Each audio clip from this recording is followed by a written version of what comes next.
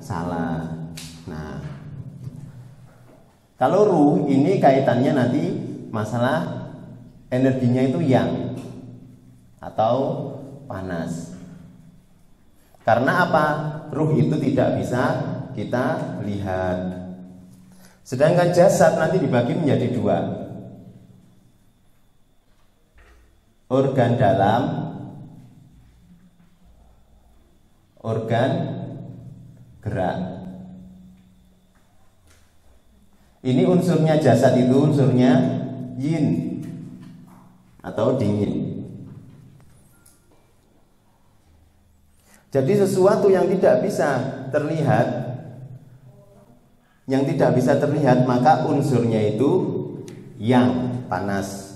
Seperti jin, setan, malaikat, terus kemudian ruh kita, ini unsurnya panas, yang. Makanya yang unsur yang itu bekerjanya di pagi hari atau malam hari? Malam hari yang unsur yang. Karena karakter jin, malaikat, kemudian ruh kita kan karakternya itu lemah. Jin itu kan makhluk yang paling lemah. Makanya dia harus hidupnya di malam hari, maghrib, waktu maghrib sampai.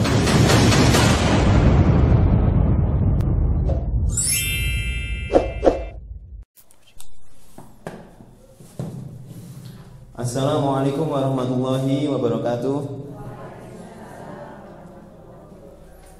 Innal hamdalillah nahmaduhu wa nasta'inuhu wa nastaghfiruh wa na'udzu billahi min shururi anfusina wa min sayyiati a'malina man yahdihillahu fala mudilla lahu wa man yudlil fala hadiyalah. Asyhadu an la ilaha illallah wahdahu la syarika lahu wa asyhadu anna Muhammadan abduhu wa rasuluh. Amma ba'd. Bapak-bapak dan ibu-ibu yang dirahmati Allah Subhanahu wa taala, alhamdulillah kita akan melaksanakan kegiatan seminar yaitu tentang sinergitas bekam dan akupuntur. Akupunturnya ini yang akan kita bahas yaitu akupuntur 5 arus. Kan banyak nanti titik-titik akupuntur, tapi kita fokus ke yang 5 arus atau titik usu. Sebelum kita mengawali acara, di sini saya akan memperkenalkan diri. Nama saya Nasruddin Hadi, usia 32 tahun. Tempat tinggal saya di Sumberjo, Kecamatan Gedangan, Kabupaten Malang. Tempat praktek saya di HMC Husada Medica Center Kepanjen, Jalan Kemiri, Perumahan Podo Rukun, Green Park.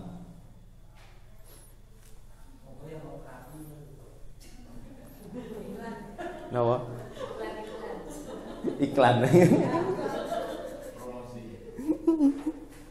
Nah, pekerjaan sehari-hari ya menerapi mulai dari bekam, pijat, akupuntur, herbal, kemudian gurah. Pokoknya menekuni bidang pengobatan medis timur. Yang medis barat ini lagi meneliti tentang masalah pengobat kimia. Obat kimia lihat sindromnya, ada panas dinginnya, ternyata seperti itu. Nah, untuk menyingkat waktu kita langsung saja ke materi.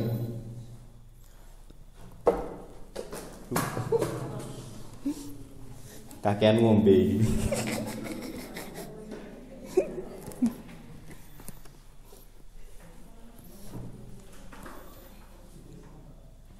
Nah, di sini sinergitas bekam dan akupuntur untuk tonifikasi dan reduksi menggunakan titik usu atau 5 arus. Sekarang kita akan membahas yang pertama yaitu pandangan holistik tentang ilmu bekam.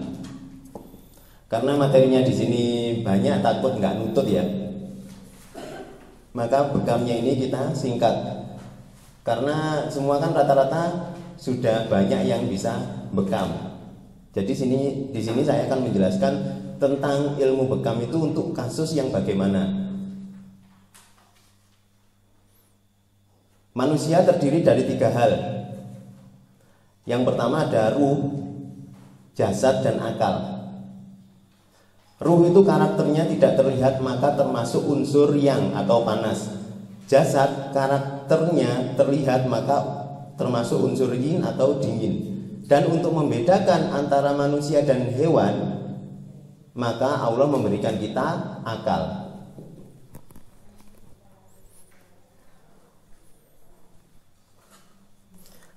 Jadi kalau kita menerapi atau belajar ilmu terapi, kita harus ingat 3 ini harus dihafal.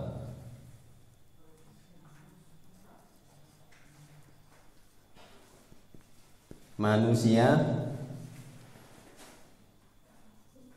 ruh, kemudian jasad, kemudian akal. Ini harus diingat. Nah, jadi nanti kasusnya penyakit itu ada yang dari ruh, ada yang dari jasad, ada yang karena akal kita salah memilih obat. Ibaratnya sing dari akal ini karena kakean pola kabeh obat diminum, nggak tahu karakternya, kita cuma melihat manfaatnya, maka nanti akal kita yang harus diperbaiki. Sajane penyakitnya sepele, lemah letih lesu, hipertensi dengan gejala lemah letih lesu. Ketika akal kita salah, kita nggak berpikir secara sistematis, maka obat yang kita minum juga akan salah. Nah, kalau ruh ini kaitannya nanti masalah energinya itu yang atau panas. Karena apa? Ruh itu tidak bisa kita lihat. Sedangkan jasad nanti dibagi menjadi 2. Organ dalam, organ gerak. Ini unsurnya jasad itu unsurnya yin atau dingin. Jadi sesuatu yang tidak bisa terlihat, maka unsurnya itu yang panas. Seperti jin, setan, malaikat, terus kemudian ruh kita, ini unsurnya panas, yang. Makanya yang unsur yang itu bekerjanya di pagi hari atau malam hari? Malam hari yang unsur yang. Karena karakter jin, malaikat, kemudian ruh kita kan karakternya itu lemah. Jin itu kan makhluk yang paling lemah, makanya dia harus hidupnya di malam hari, waktu maghrib sampai malam. Nah, kalau manusia makhluk kuat, karena kuat maka kerjanya di siang hari, jangan dibalik. Maka nilai kebanyakan kita sering begadang, akan terjadi gangguan halusinasi, sering kesurupan, gampang kena jin. Itu kalau kebanyakan begadang, karena melemahkan energi kita begadang itu. Nah, ini penjelasannya singkat masalah ruh. Kalau dibahas lagi nanti penyakit ruh apa saja, seperti iri hati, dengki, dendam, baperan, termasuk di sini. Ini akan panjang. Penjelasan singkat saja karena waktunya cuma 1 hari. Kalau 1 hari jangan berharap nanti bisa ngalahkan dokter. Dokter kan belajarnya 3-4 tahun. Makanya jangan meremehkan kedokteran barat. Ojo ngelok-ngelok nih. Kita tidak boleh ngomong obat kimia itu jelek, obat herbal bagus, nggak boleh. Karena Allah menurunkan ilmu itu ada di kedokteran barat dan juga ada di kedokteran timur. Tergantung bagaimana cara kita untuk menempatkan ilmu tersebut.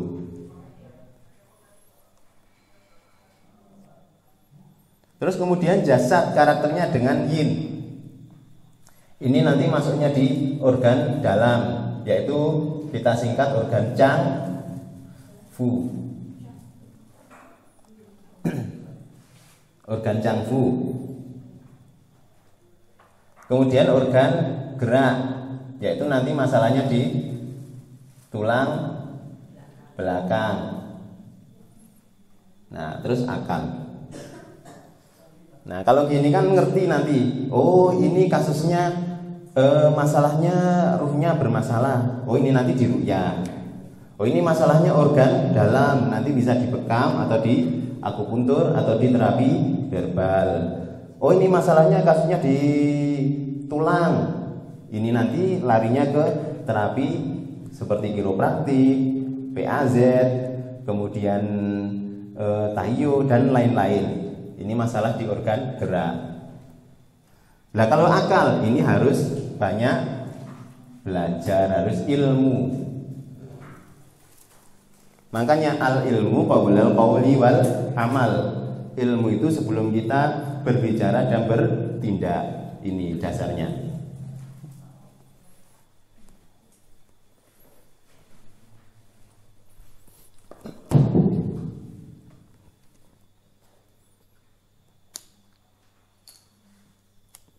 Terlalu cepat penjelasannya.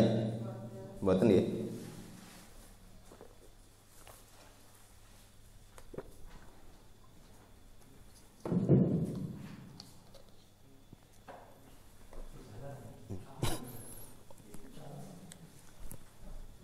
Kemudian kita sekarang membahas, karena tema kita bekam dan akupuntur, bahasnya awalnya pertama kali adalah bekam. Inti dari berbekam adalah pengeluaran darah, panas, dan energi yang berlebih. Maka terapi bekam itu pengobatan untuk penyakit jasad. Jadi terapi bekam itu untuk mengobati jasad kita.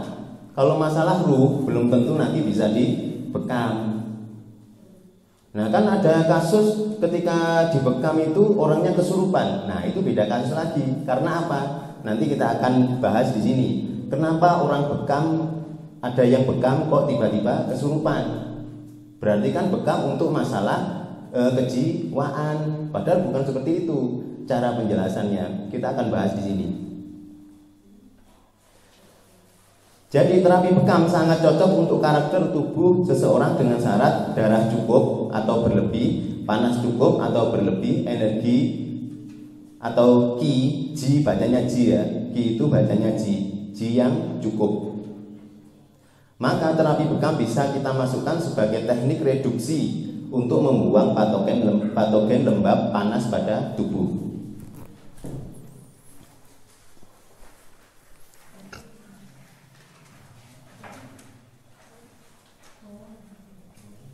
Jadi sekarang bekam. Di situ kita jelaskan bekam berarti syaratnya ada 3. Darah cukup, kemudian panas cukup, kemudian energi cukup. Loh, di sini apa bedanya dengan fasdu dan lintah? Sudah tahu atau belum? Kalau fasdu itu syaratnya sederhana, fasdu sama lintah. Cukup satu syaratnya, darahnya cukup. Karena yang diambil fasdu itu di dalam pembuluh darah. Kalau yang diambil dari bekam itu adalah darah yang naik ke permukaan di bawah kulit, di atas daging, di kulit ari. Syaratnya harus tercukupi 3 ini. Cara kerjanya bagaimana? Ketika darahnya cukup, kemudian tubuh kan menjadi berlebih, kan dikeluarkan darahnya. Syaratnya harus darahnya cukup dulu. Ketika darahnya cukup, kemudian energinya, panasnya cukup, membawa darah naik ke permukaan. Yang mengalirkan darah itu apa namanya? Energi. Energinya harus cukup. Kalau orang kurang darah dibekam, apa yang terjadi? Terjadilah lemah, letih, lesu, malah sering kembung, kemudian malah pusing, terus sering kesurupan. Makanya orang yang dibekam kemudian kesurupan itu karena darahnya kurang. Sekarang kita lanjut ke ciri-ciri orang kurang darah. Cirinya apa saja orang kurang darah? Yang paling sederhana kita melihat apa? Ciri orang kurang darah, melihat film Dracula. Nah, film Dracula itu kita amati. Dracula itu ketika kurang darah, kan Dracula itu kekurangan darah kan? Itu ciri-cirinya bagaimana? Pertama, Di sini kurang darah. Kemudian ini kan pucat wajahnya. Terus setelah pucat, Dracula hidup di siang hari atau malam hari? Malam hari. Karena apa? Kalau siang hari silau kena cahaya matahari. Jadi kalau kita keluar kemudian silau, itu namanya darahnya kurang. Banyak kasus mata silau kena cahaya. Nah, hidupnya di malam hari lebih nyaman malam hari, sehingga terjadilah namanya insomnia. Kecilian ya Bu? Ditulis sendiri-sendiri. Lebih nyaman malam hari, atau orangnya biasanya insomnia. Jadi kasus kurang darah di Indonesia itu menyebabkan orang susah tidur. Makanya banyak pasienku ketika sulit tidur, tak suruh makan 1 jam sebelum tidur. Malam hari, loh mas saya sulit tidur, ya jam 9 makan dulu. Makan dulu, biarkan tidurnya pules. Kayak bayi itu loh Bu. Kalau bayi itu rewel kan sama ibunya mesti dikasih susu atau dikasih makan.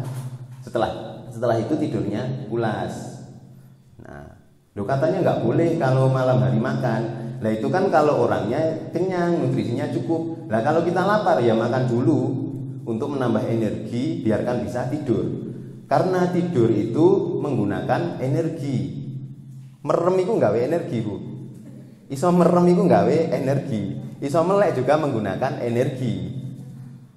Nah, kalau orangnya malam hari tidak bisa tidur, kasusnya di sini. Banyak kasus yang seperti itu. Apalagi kasusnya orang stroke. Stroke kan kalau malam hari nggak bisa tidur. Karena penyebabnya kurang materi darah. Keluwen ibaratnya. Nah, kemudian kita lihat Dracula lagi. Balik meneh, pokoknya dihafal nih. Soalnya yang ikut di sini kan semangat muda kabeh kan Bu. Makanya butuh perumpamaan. Dracula itu kan rambutnya kalau kita lihat film mesti botak kan, rontok. Maka kasus kurang darah itu rambut rontok. Lek rambutnya rontok, itu kebanyakan masalahnya kurang darah. Nah, tetap lihat Dracula lagi. Kalau bulan purnama bagaimana Dracula itu? Gelisah waktu bulan purnama. Jadi kasus orang kurang darah itu nanti di waktu bulan purnama akan kumat. Makanya kemarin saya dapat kasus orangnya itu sakit ketika bulan purnama. Kan ini dianggap nanti masalahnya itu ada jinnya. Loh kalau saya nganggap loh ini kurang darah, ini makan yang cukup, makan yang bergizi, orangnya nanti akan sembuh. Ya alhamdulillah setelah nutrisinya dipenuhi, darahnya dicukupi selama 1 bulan, sekarang nggak ada gangguan lagi ketika bulan purnama. Padahal orangnya sudah ruqyah bertahun-tahun, nggak selesai-selesai masalahnya karena kasusnya kurang darah.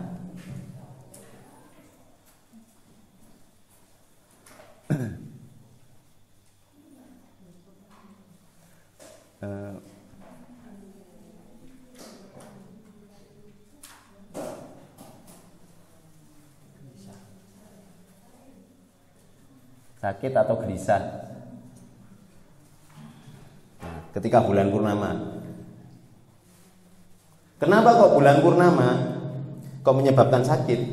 Karena cuaca bulan purnama itu lebih dingin. Kan ketika kita menghadapi bulan purnama, coba amati alam. Hadapi bulan purnama, itu kan cuacanya lebih dingin, tidak ada awan di situ. Sehingga orangnya mudah gelisah. Orang yang kekurangan darah itu mudah gelisah di bulan purnama. Dan darah kan bergejolak ketika bulan purnama. Makanya bekam terbaik itu di waktu bulan purnama. Kan tanggalnya terbaik kan waktu pertengahan bulan kan. Nah, terus orang kurang darah, gejalanya apa lagi? Sering ketindihan atau mimpi-mimpi orang mati. Mimpi-mimpi ketemu orang yang meninggal, yang sudah meninggal. Ketemu bae, sering diimpeni bae. Nah, itu namanya orang kurang darah. Terus di sini akan gampang kena sihir.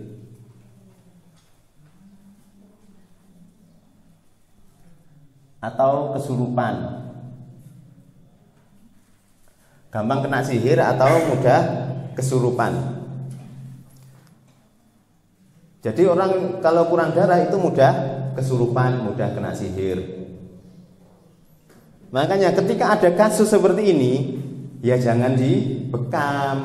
Loh, terus kalau orangnya ngeyel bekam, ya nggak apa-apa. Habis bekam disuruh makan soto, makan gulai, sate, itu nanti sehat orangnya.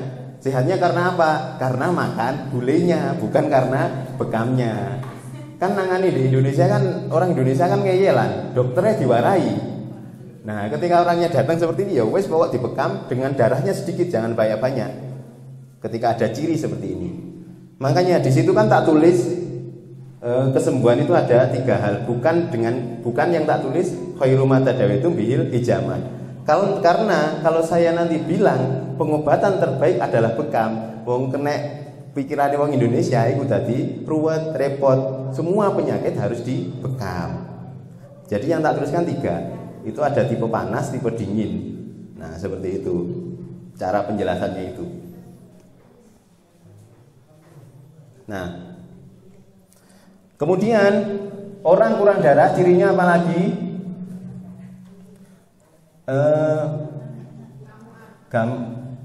Ngamuan. Kalau ngamuan, emosi tinggi, ya wes ditulis emosi tinggi. Ini emosi tinggi bukan yang karakternya banting piring. Iki sing emosi tinggi, sing grundel ae, ngrutu.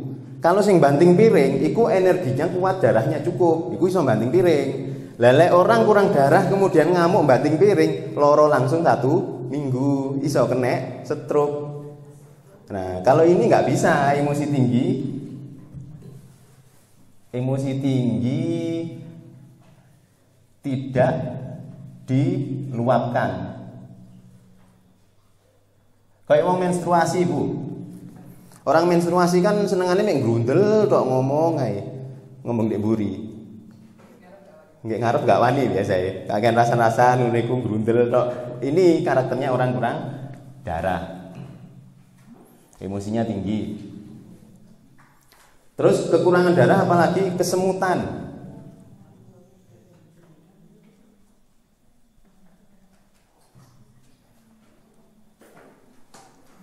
Kesemutan, sering geringgingen, kaki, tangan sering geringgingen, itu namanya kekurangan darah.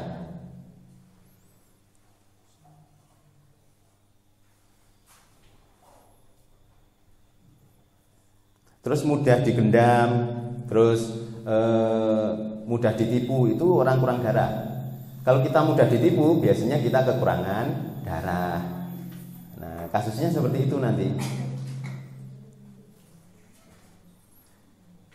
Nah, harus tahu ciri-cirinya ini.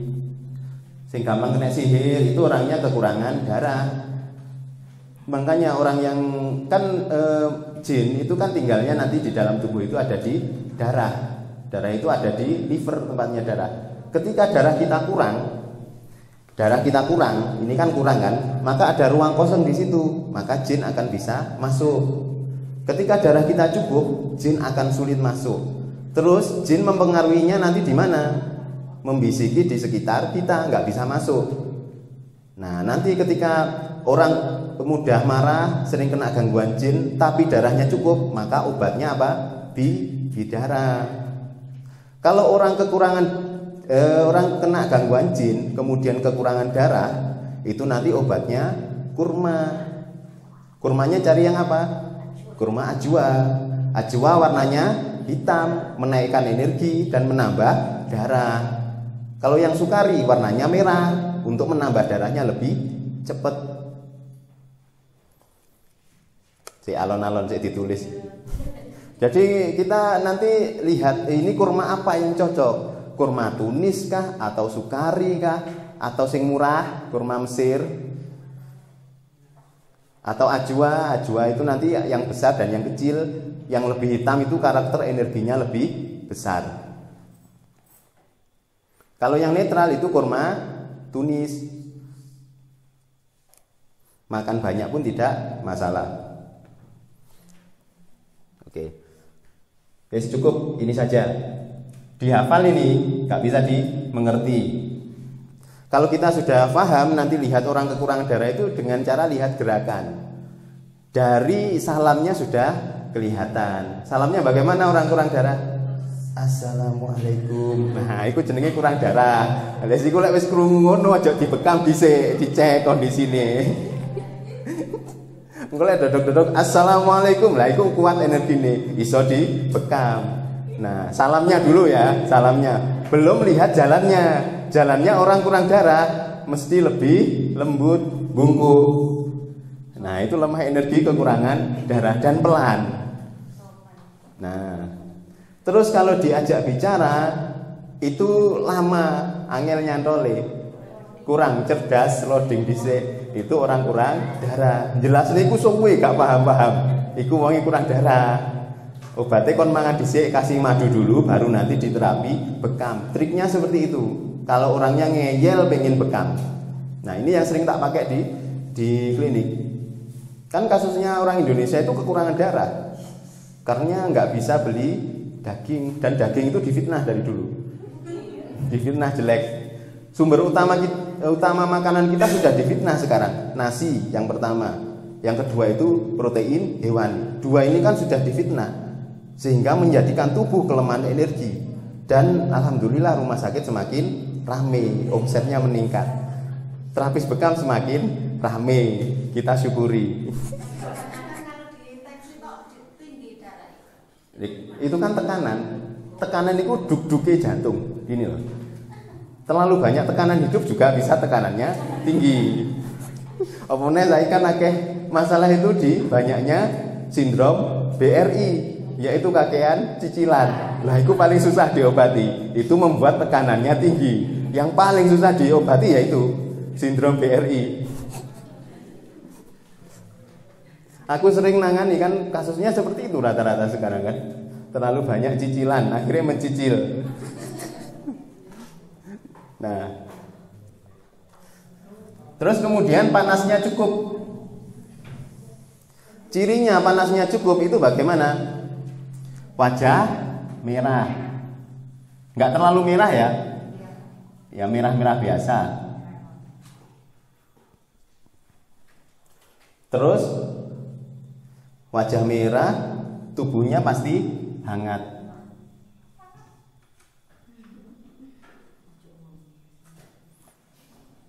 Terus kaki hangat, kaki tidak boleh dingin.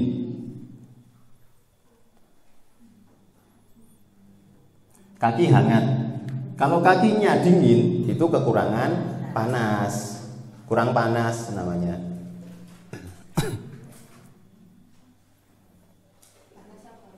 Terus orangnya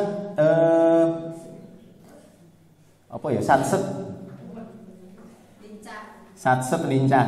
Kalau orang panasnya cukup, itu mesti gerakannya lebih cepat.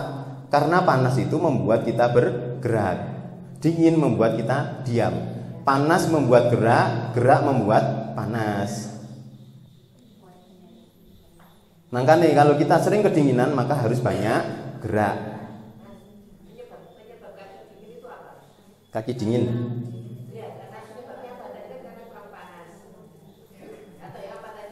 Penyebab kaki dingin.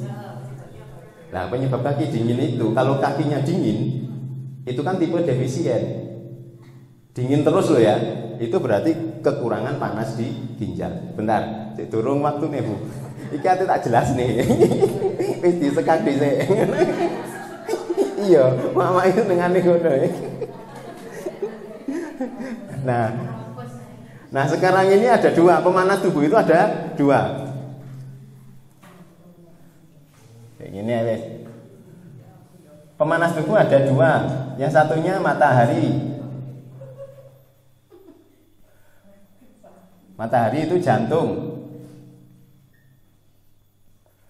Bentuknya matahari itu seperti apa? Bentuknya matahari. Nah, kalau kita bahasakan itu minyak diselimuti oleh api. Nah, ini matahari. Jantung juga sama. Jantung kita seperti itu juga. Di dalamnya minyak diselimuti oleh api. Panasnya jantung itu karena apa? Karena apa panasnya jantung? Karena bergerak. Jantungnya lera gerak, otomatis tidak panas. Makanya kasus jantungnya yang lambat gerak, debarane rendah, itu menyebabkan tubuhnya itu dingin. Ini jantung menguasai bagian mana? Bagian atas. Tangan, terus kemudian dada ke atas kepala. Terus kemudian yang satunya itu magma. Magma itu ginjal. Kalau ginjal itu namanya apa? Api di dalam air. Api di dalam air. Iya cuwili engko difoto ae. Wis pokoke ngrungokne tok, iki kan jagani ibu-ibu. Ibu-ibu soalnya senengane melihat daripada mendengar. Pakai perasaan, makanya hatinya yang kerja. Lek wong lanang senengane mendengar daripada melihat. Makanya lek diskonan iku sing akeh muncul sapa? Ibu-ibu. Lah lek bapak-bapak iku dibisiki, dirayu mudah kena. Loh itu kaidahnya. Pengalaman. Nah, sambil nyatat, magma itu nanti ginjal. Ginjal itu api, air. Nah, ini istilahnya apa? Naga api di dalam air. Naga api di dalam air itu istilah dari mingmen atau panasnya ginjal magma. Kan bentuknya magma kan di dalam bumi, kemudian dikelilingi oleh tanah dan air. Makanya di sini nanti manusia miniatur alam. Pemanas tubuh ada dua ini. Nah, nanti kita lihat. Kalau masalahnya kaki berarti ginjalnya kurang panas. Masalahnya kakinya dingin. Oh, kekurangan panas ginjal. Karena apa kekurangan panas ginjal? Banyak sekali makanan yang menghabiskan panas dikonsumsi tiap hari. Contohnya makanan yang menghabiskan panas tubuh dikonsumsi tiap hari. Nomor satu apa? Terlalu berlebihan minum air putih. Sekarang kan budayanya berapa liter sehari? 2,5 liter. 2,5 liter.